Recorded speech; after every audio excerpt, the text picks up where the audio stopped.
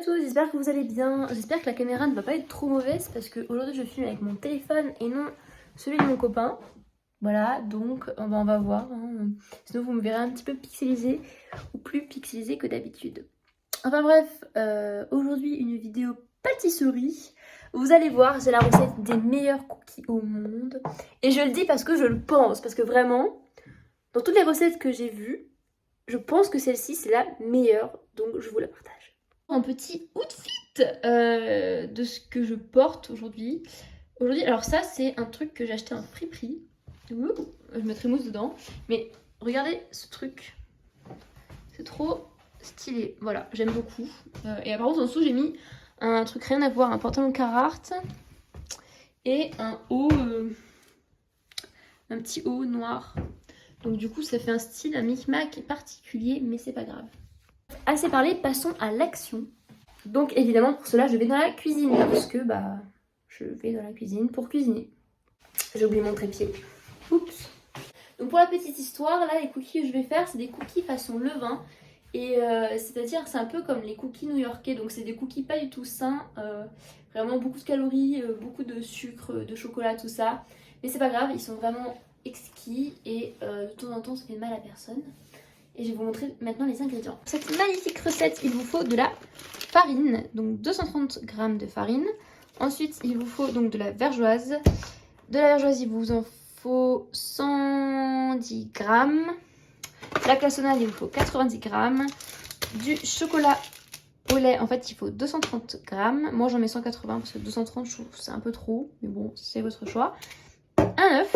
Et après, il faut du beurre salé, enfin demi-sel. Oula, non, n'écoutez pas.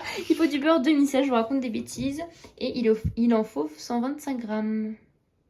Heureusement, les cookies, c'est super simple à faire. Donc, c'est ça qui est bien aussi, c'est que c'est un peu un jeu d'enfant, tout ça. Et c'est à la portée de tout le monde. C'est pas une pâtisserie compliquée, déjà où il faut faire de la crème ou je ne sais quoi. Donc, pour les pâtissiers du dimanche, c'est vraiment bien. Avant toute chose, je préchauffe mon four à 210 degrés. Comme ça, vu que ça prend très peu de temps en fait à faire la pâte, hop, directement au four et c'est parfait. Moi, mon four, c'est un four micro-ondes, du coup, c'est un peu... C'est pas compliqué, mais c'est un four différent, donc c'est pas un four traditionnel, mais bon, ça change pas grand-chose pour la recette. Donc voilà. J'ai l'impression d'avoir assez de beurre, donc on va voir ça. Donc là, on a 125 g. Parfait! Ah, mais je reviens pas, mais c'est parfait. Contre fail, parce qu'il faut du beurre mou et... mon micro-ondes est en fait en train d'être le four en ce moment, donc du coup je vais faire autrement en fait, je vais faire fondre le beurre à la casserole. Mais pas trop fort parce qu'en fait si on met trop fort, après le beurre remonte et ça finit en drap dans toute la cuisine, donc faites attention. Il faut faire chauffer le beurre mais pas trop fort non plus, sinon ça fait des accidents de cuisine et on veut pas ça. Le beurre dans la casserole et pendant ce temps là je vais m'occuper du reste et je vais sortir le saladier. Le beurre est en train de fondre, on va mélanger les sucres, c'est-à-dire la vergeoise et la cassonade. Avec ce genre de recette, c'est que bon, j'ai mis 118 g de vergeoise au lieu de 110. C'est pas grave, c'est pas la fin du monde, parce que c'est pas de la pâtisserie hyper juste, si je peux dire. J'ai rajouté mes 90 g de sucre cassonade. Hop, je vais mélanger pour être sûr que ça ne soit pas, que ce soit bien homogène et que ce soit bien mélangé ensemble. Et je vais en train d'attendre que mon petit beurre soit mou, soit mou en fait et que je puisse le mélanger donc dans le bol. Et en attendant, comme normalement c'est censé être des pépites de chocolat mais moi j'ai pris en tablette, je vais couper le chocolat pour pouvoir l'insérer dans la pâte. Oui, l'insérer dans la pâte à la fin de la recette simplement. Donc ça y est, le beurre est fondu, donc je le rajoute directement dans le vase ici. Et après je vais mélanger tout ça pour que ça devienne homogène. Ce qu'on entend derrière, c'est mon four à micro-ondes qui commence à préchauffer le four.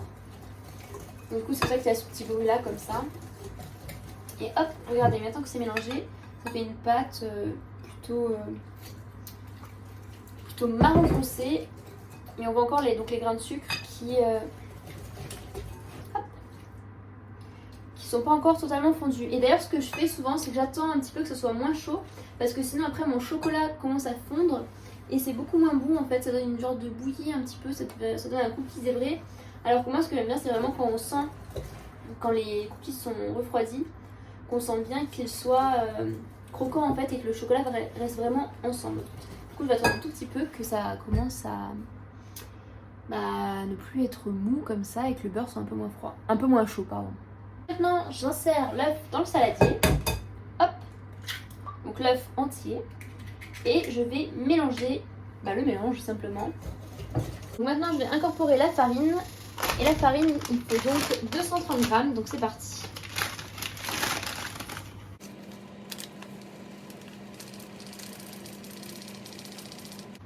Hop. Et voilà, 236 grammes. Bon ça se rapproche, ne t'en faites pas. Et je commence à mélanger. J'en arrive à la dernière étape déjà, donc je prends mon chocolat, je vais lui faire des petits carrés. Et après il va falloir mélanger à la pâte. Et ce sera bon pour la recette en tout cas. Et après on va voir par rapport à la cuisson. Donc maintenant que j'ai la pâte et que j'ai le chocolat, hop, il suffit simplement de l'insérer dedans. Donc on met tout, et tac. Et on va venir mélanger cette fois avec les mains, donc c'est sympa.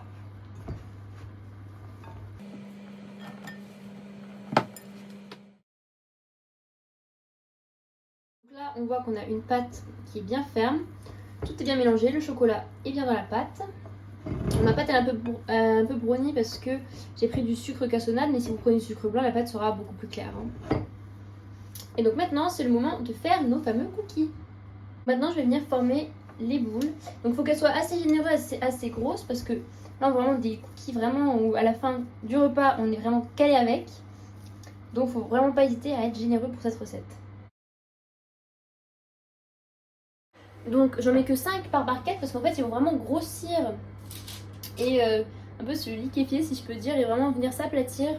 Donc vraiment n'en mettez pas plus parce qu'après ils vont commencer à se toucher et même là je prie pour pas que ça se touche. C'est parti pour 16 minutes à 210 degrés et on se retrouve à la sortie et à la fin pour voir le résultat simplement. Et après la dégustation, désolée, vous assisterez pas parce que je serai avec des invités, donc bon, je me vois mal sortir le téléphone. Regardez, est-ce que c'est bon ou pas? Mais déjà, vous verrez l'aspect, je pense que vous aurez envie de goûter. Voilà, c'est prêt, regardez-moi ça. Trop bon, j'ai hâte. Ça donne, bon, on dirait qu'ils sont cramés sur les côtés là, mais juste parce qu'en fait, je pense que c'est le chocolat qui coulait un petit peu et du coup, ça s'est bruni.